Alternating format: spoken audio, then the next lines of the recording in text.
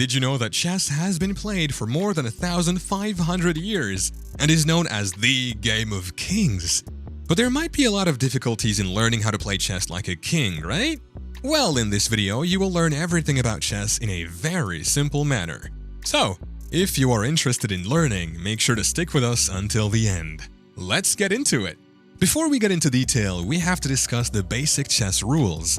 These are the fundamentals that will let you start playing as soon as possible without thinking about timing your turns or defending against specific openings. Once you understand the fundamentals of how to play, you can learn new techniques and tactics and enhance your understanding of the game while playing, eventually honing your skills and expertise. Who knows? Maybe this is the first step on your journey to become the next grandmaster. Firstly, you should know how to set up a chessboard. On an 8x8 chessboard, there are two players playing chess. The 64 squares alternate between light and dark colors, typically black and white. When properly set up, a white square should be the rightmost square along the edge nearest each player. Players' pieces are arranged in two horizontal rows known as ranks closest to each player. The second rank, or second row from the player's perspective, is made up of 8 pawns each positioned on a single square. The closer rank is essentially symmetrical with rooks, also known as castles, positioned on the two leftmost and rightmost corner squares, followed by knights on the inside space next to them, and finally, bishops. When nightmares come sounds like a dream, Call of Cthulhu, or Cthulhu depending on how you want to pronounce it, Arkham Horror, and X-Files co-op miniature gaming images. The king and queen occupy the rank's two central squares. The queen is put on the square that corresponds to her color, for example, the black queen is on the black square while the king occupies the remaining square of the opposing color. This means that each color's king and queen face each other, resulting in a symmetrical configuration for the two players. The white player makes the first move, then the players alternate single turns until a player is vanquished by a checkmate or resigns. A draw can also be negotiated. When playing with an optional timer, such as in tournaments, the first person to run out of time forfeits the game. Now it's time to learn the basic rules of playing chess. Here's a simple overview of how the regulations function. In chess, each player takes turns making a single move. Players cannot skip a turn, they must move a piece. Each chess piece moves in a specified manner and must be moved in accordance with its legal movement. Except for the knight, who can jump over pieces, parts cannot pass over pieces of either color without either stopping in the case of a piece of the same color or capturing them. Well, how could you capture pieces? If a piece lands on the same space as an opponent's piece, it is captured and taken off the game board. Pieces cannot be placed on the same square as another piece of the same color. When a piece captures an opponent's piece, it must complete its current move action and conclude the player's turn. Now here comes the movement. This is the most important step you need to know, that is, how to move chess pieces. Let's start with the pawn. The pawn moves one square forward in a straight line. They cannot move horizontally, diagonally, or backward. The exception is if a pawn has yet to be moved during the game. If a pawn has not yet moved, it can be advanced 2 squares forward with a single move. Both squares should be empty. The player can also choose to move the piece 1 square. A pawn may only move diagonally when it captures an opponent's piece. Pawns can capture an opponent's piece on any of the diagonal spaces to the left or right ahead of it. As part of capturing the piece, the pawn will advance diagonally to replace it. A pawn cannot grab a nearby piece from another tile or advance diagonally without capturing. The next one is rook. The rook, often known as the castle, can move any number of squares horizontally along the current row, rank, or column file. It cannot pass through pieces of the same color, but can grab pieces of the opposing hue by moving into an occupied region.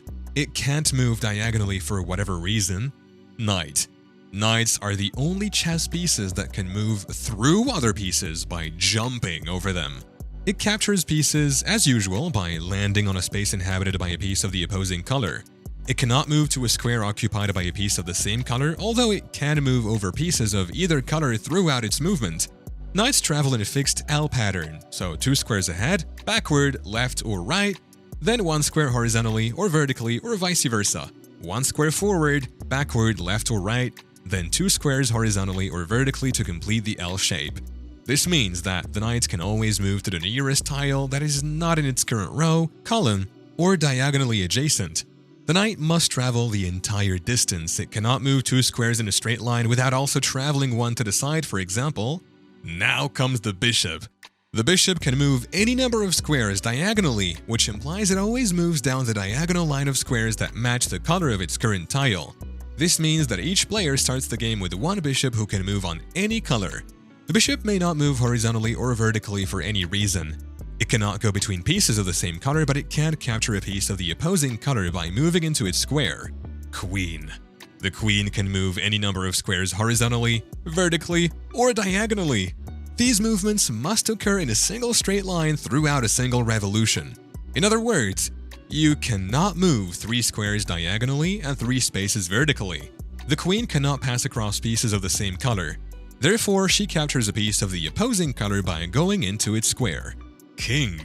The king moves 1 space horizontally, vertically, or diagonally. The king cannot enter a space that would result in a check or checkmate for the opposing player. The king, unlike all other chess pieces, is never captured. If the king is placed in checkmate, the player loses the match, resulting in an unavoidable capture on the opponent's following turn. You might have heard of someone playing chess and saying checkmate. Well, what is it? Let's discuss it. Sometimes a player will say check when a piece moves in a way that lets them take the other player's king on their next turn. To stop the attack on their next turn, the player who is in check must either move their king or another piece to block the move or capture the offensive piece. If one player makes it so that the other player can't protect their king on the next turn, that player declares checkmate and wins the game right away. A game of chess is over when a successful checkmate is called. The king is never taken. Someone can also quit, which gives the other player the win. An agreed draw can also happen, like when there is a standstill and neither player can move, or when there is a dead position and neither player can win using the legal moves that are available. Sometimes, both players are in a dead situation when their only piece left on the board is their king. There are also advanced rules that are used in professional tournaments that can lead to draws. For example, the same board position can happen 3 or 5 times, which is called threefold or fivefold repetition, or there haven't been any captures or pawn moves in the last 50 or 75 moves. The exact rules can change based on the event and what the players agree on. Thank you for watching the Ultimate Beginner's Guide video on how to play chess. What are your thoughts about it? Are you ready to make your move? If you like this video, make sure to hit that subscribe button.